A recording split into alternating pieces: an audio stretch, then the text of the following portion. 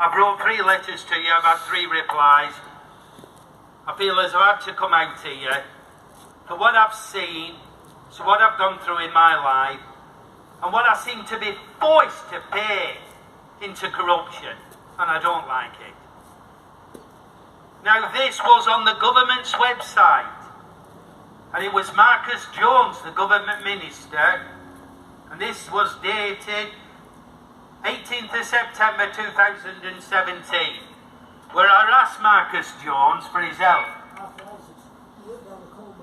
And local government minister Marcus Jones said that councillors hold an important position of trust and authority in communities across England, and we need to hold them to the highest possible standards.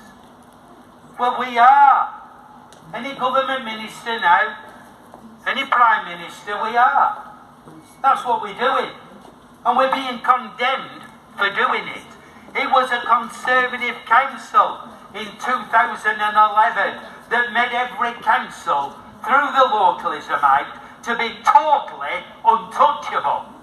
But when they abuse it and instantly ring for help, their partners, Oldham Police GMP, come scuttering down, and yet we can't get no help. I've just said, Commander Boy. Well, there's people being stabbed on the street. They're not bothered about that, are they? They're not bothered about violent crime rises in Oldham. They're not bothered about sexual crime rises in Oldham, and all that's up. We know all that's up, so they're not bothered, are they? But do you think that the police should be less politically influenced? They should never be politically influenced, John. The police is there. Should be totally excluded from any political influence. And we should not have a police mayor. We should not have an elected police mayor. Leave it to the commanders, the commissioners, the chief constables to do their job. Because these people are ex-politicians and they've no right. There's no, they're just not. But unfortunately, John, and I'm not going to spend much time, I pulled Warren up. Don't want to go down the political view.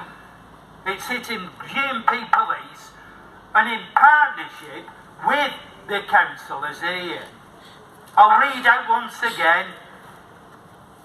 And this was the questions I would have asked face to face with Commander Boyd had you been given me the courtesy.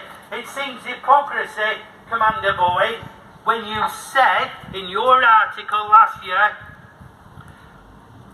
we will be held to account by Her Majesty's Inspectorate of Constabulary and Fire and Rescue Services. Local politicians, no. Local politicians, they're beyond the law, you can't touch them.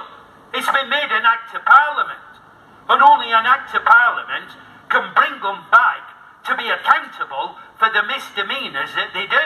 You, the police, are accountable. You're under special measures. What special measures are they? Are elected councillors and officers and borough solicitor. Somebody's pulling strings here to the high-profile police, and I don't like it. Who from the top is coming down the police line and telling people to take people out to the council chamber to go down and stop our democratic right of all those who lost their lives in all skirmishes worldwide to fight for this independent, free speech country? But I'll say it again because I lost it. You will be held to account by Her Majesty's Inspectorate of Constabulary, Fire and Rescue, local politicians, and this is the word, and most importantly, the public. And what do? It's a load of political waffle, because this, in my opinion, is a politically endorsed paper. Did you say this, Mark? What mentioned something about the boss, Steve Watson, on Granada TV. Yes, I'm sorry to have left Mr. Brown. I worked worked down the coal mine for 5 years, on the coal face, and I worked in low seams, and I have bandies. So first of all, Mr. Brown, I had to go and stretch him. 84 years of age, but I'm with you all the way. Now, on Granada, our local TV, there's some kind of an anniversary going on when Ian Hopkins was disappeared, and the fire chief, Peter O'Reilly, disappeared, and Andy Burnham, at a packed meeting of the GMDA, Greater Manchester District Authority, that are all Labour, actually cheered both of them when they left, with all the pension rights and everything. Now, the Ian Hopkins, the big boss, he was responsible for the police going in special measures. I think it was 80,000 emergency calls were ignored. That was part of his CV, and there was other things as well.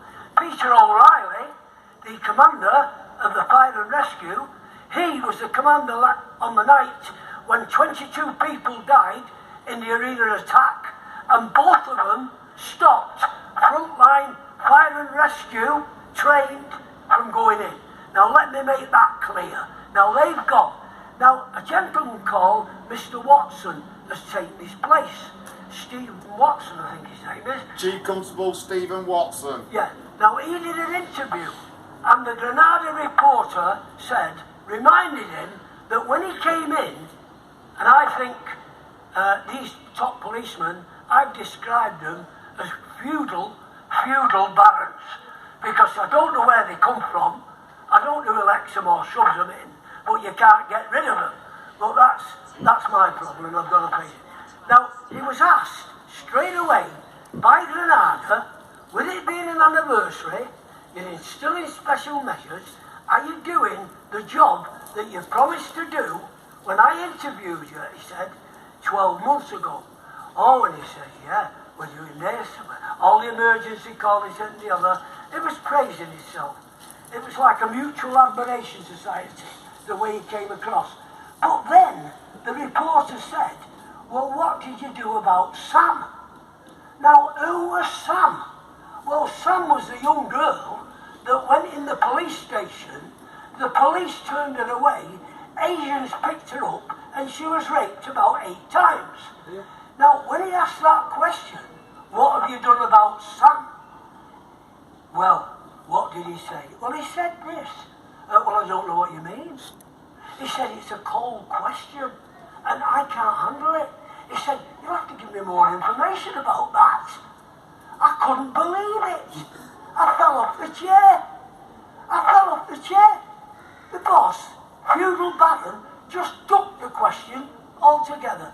Now, I think that's important, but I've got a lot more to worry about, haven't I? Because I've got the ASBO by the police and the council. I've got that, what we're going to do about that. So, I'd like to thank you, Mr. Brown, again, for inviting me, and I've only told the truth. The problem with me in the Labour Party, why I never became a Labour councillor, I went through all the systems, I went through the appeals, they didn't want me, and there was one reason why they didn't want me, the Labour Party. My beloved party, the family was brought up, we delivered leaflets in the rain, hail and snow. We were mugs, they had us mixed up with the mugs, and when I wanted to be elected in my ward, people were on the panel that didn't even know me, didn't even live in my ward, and decided that I wasn't fit to represent my people in my ward of Failsworth. And I appealed, and here I am today. I got nowhere. And they don't like me.